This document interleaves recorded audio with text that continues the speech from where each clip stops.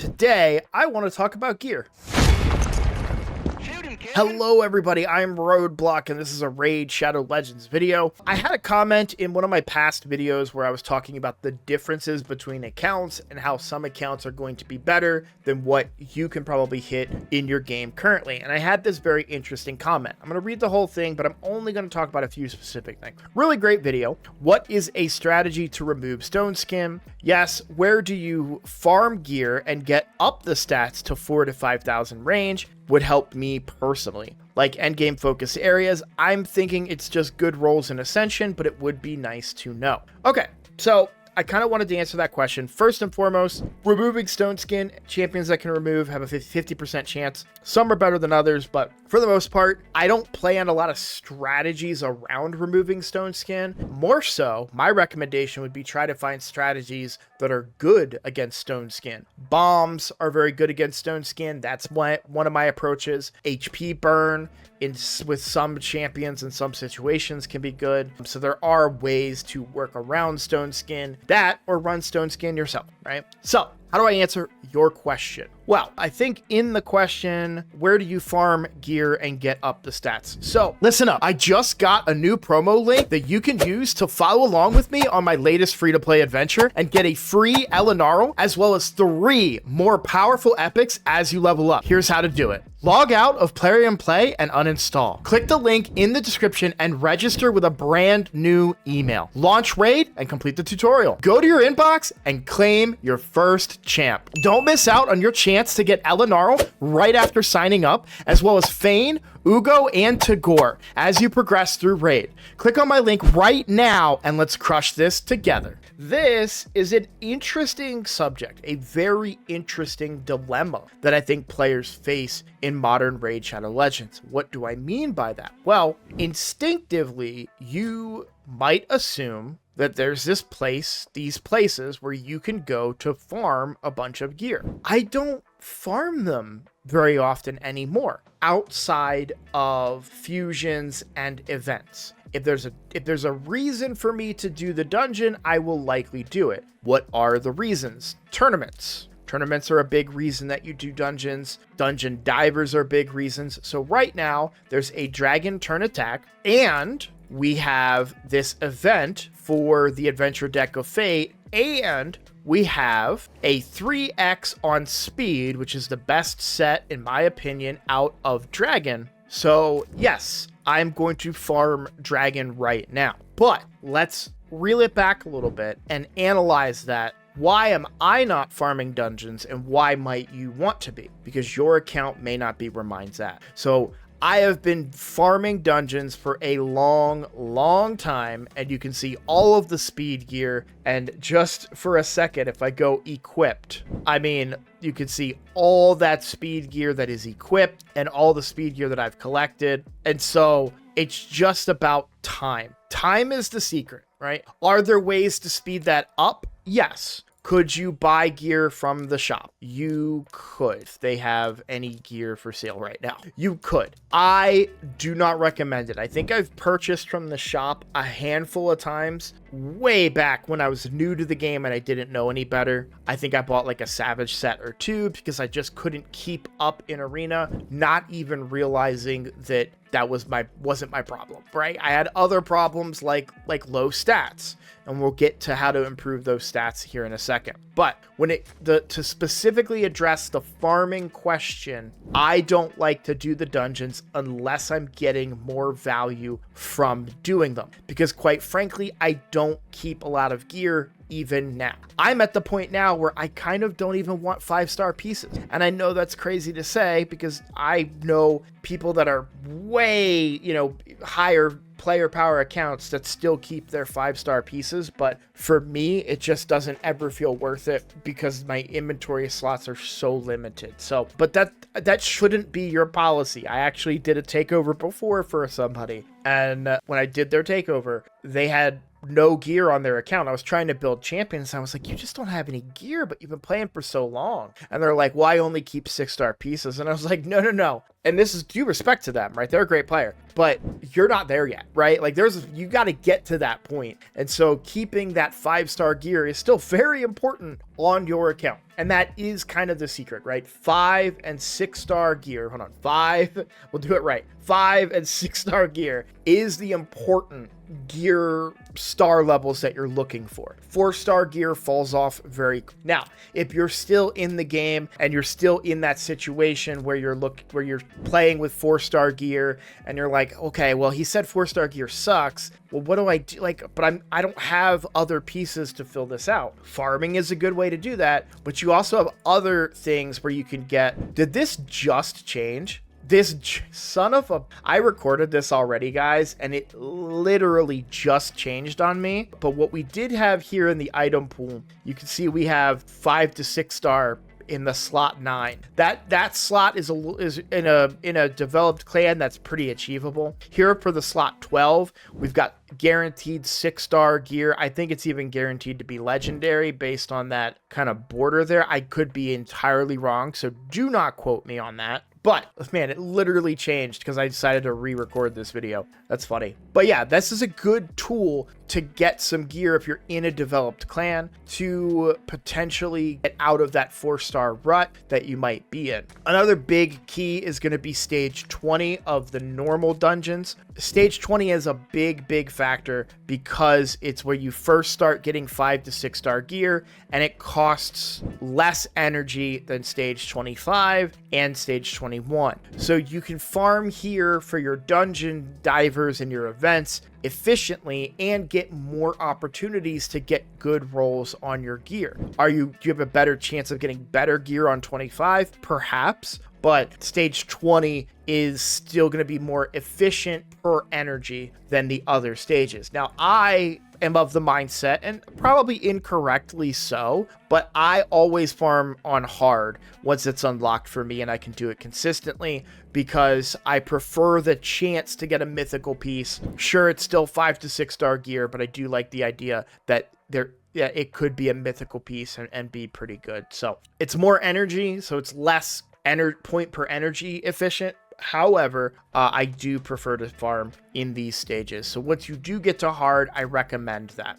Overall, right now is a very good time to run Dragon Slayer because you can quadruple dip, because you can do all of those things that I've already mentioned, the tournament, the Deck of Fate, and a triple chance at speed gear, which is the better set. So now let's move on to the next part of that, right? We talked about, we're not done. We're not actually done. I almost forgot. We're not done talking about how to get gear. So dungeons is an area where you can get gear, but it is far less valuable than what it used to be in Raid Shadow Legends. Where you're really going to be looking for is in the Forge. The resources for the Forge are going to come from Faction Wars, they're going to come from Forge Pass, and they're going to come from Doom Tower. So there's a few sets in here in particular that I want to highlight. Perception is a very good set. Just in general in this game, you're going to use this on many of your champions. I'll show you how much perception I have collected on this account here in a little bit, but this is huge and you want to do this. Faction Wars is where you get these resources from,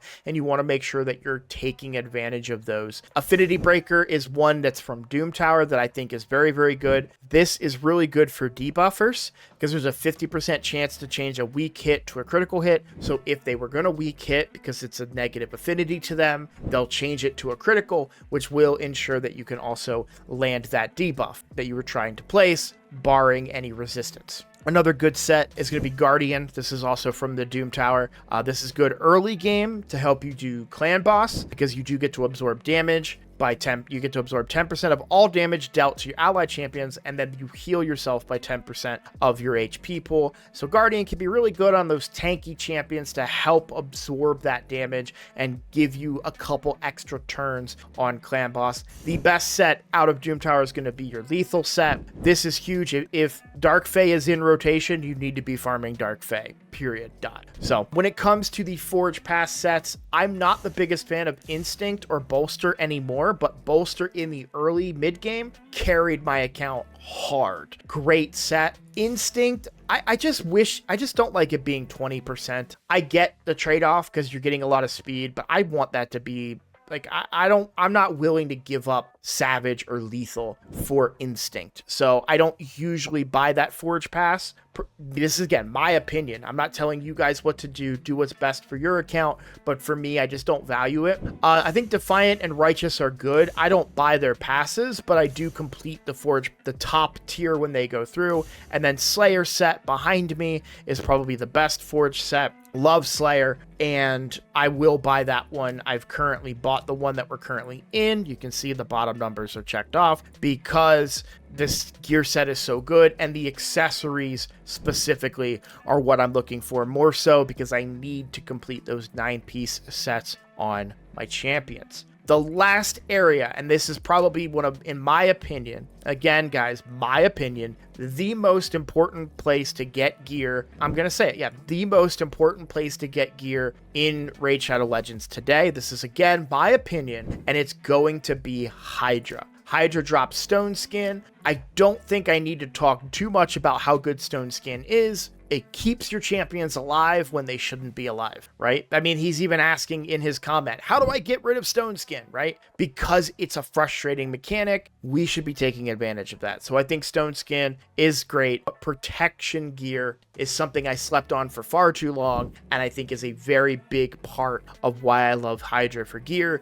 because the 9-piece protection is just so darn stinking good, and I run 9-piece protection on a lot of my champions on this account, as you can see as I'm kind of going through a big chunk of them. I even run it on my Admiral Black Tusk, which might come as a bit of a surprise, but it gives me protected Stone Skin buffs, which is very, very valuable. I made a whole video on him and that, which I think is really, really cool. And that will completely prevent you from removing my Stone Skin. Still susceptible to bombs, of course, though. So let's move on now. We talked about, let me look at your comment real quick. So we talked about Stone Skin. We talked about where do you farm, but now let's talk about how to get those stats up to the percentages that we're talking about. Now you just said 4,000 to 5,000%. And I want to be clear that those are not I just want to be clear. 7,000 is what I'm rocking here on my Harima. My Trunda is also at 7,000. And these are not particularly well built, and they're not anything compared to what the Krakens and the Whales and the top tier live arena hardcore players are doing, right? I'm relatively casual with the builds on my account, and so, you know, hitting that 7,000 or 6,500 mark is something that I'm looking to do. So how do I accomplish that? How am I getting to those values, almost 7,000 on Tholen? Well, it's making sure that you're gearing your champions in the right way. Now, I've made many, many videos on this, so I apologize if I'm repeating stuff for a lot of you guys, but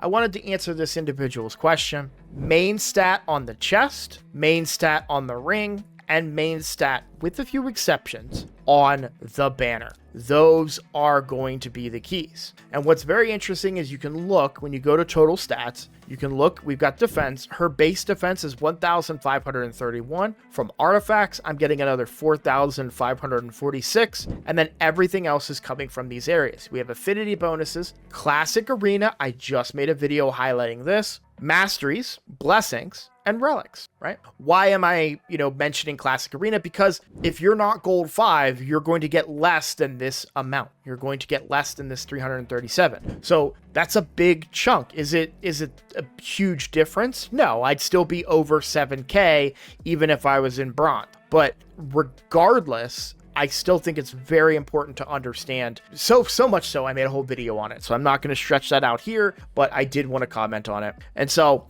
if we look at the individual pieces on my Harima, I can't get defense on the weapon, right? For the helmet, I can get defense percentage, but I don't get it. On the shield, I have one roll into defense percent with a max enchantment. On the gloves, I have flat defense, so no defense percentage. Obviously, this has deeper defense percentage on the chest.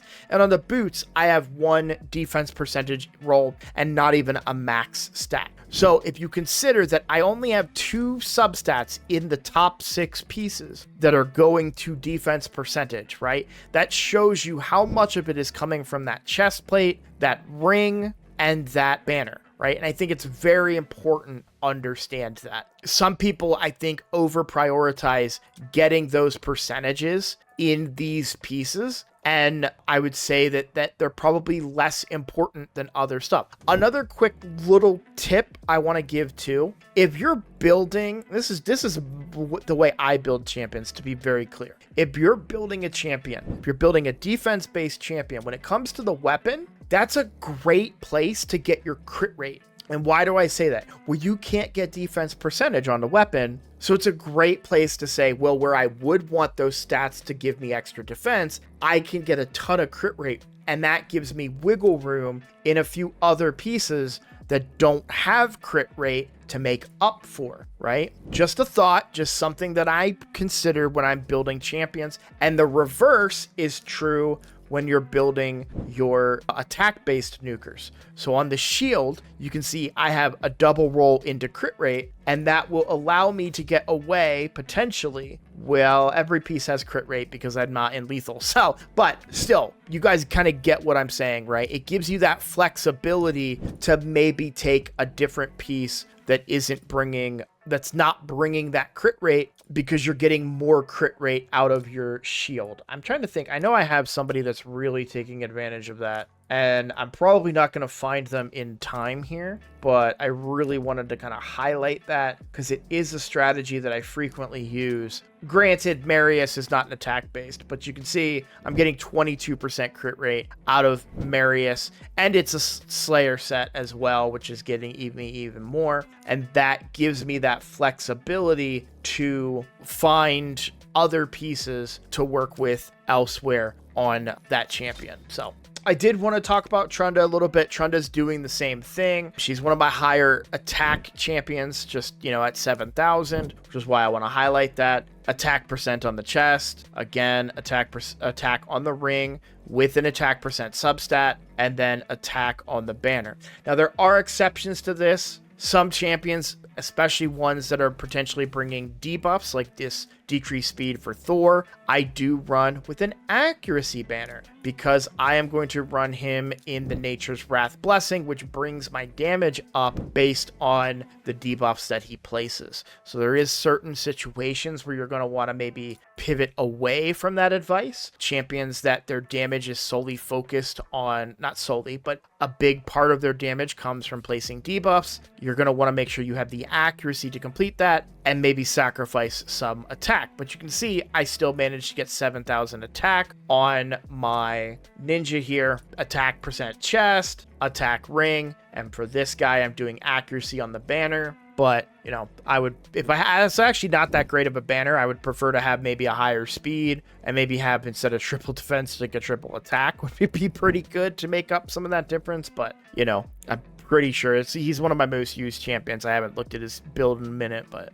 I think you guys are getting the point. I have stayed up way too late because this is my second time recording this video, and the first one was like a half an hour, and I didn't realize until we were like 5 minutes over, and I was like, okay, well, I'm just gonna re-record all of it. So I am quite tired, and I hope I covered everything. I hope I answered your question. The big key is that it's going to take time. That's the most important thing. But make sure that you're building your champions in the right way, using percentage-based stats when and where you can, especially in that chest piece, is going to be very, very valuable. 6 stars in particular. I hope this helps you. I hope this helps any of you that are watching this today. If you're new here, please consider subscribing. It is the best way to support the channel. And as always, I look forward to seeing you all in the next video. Take care.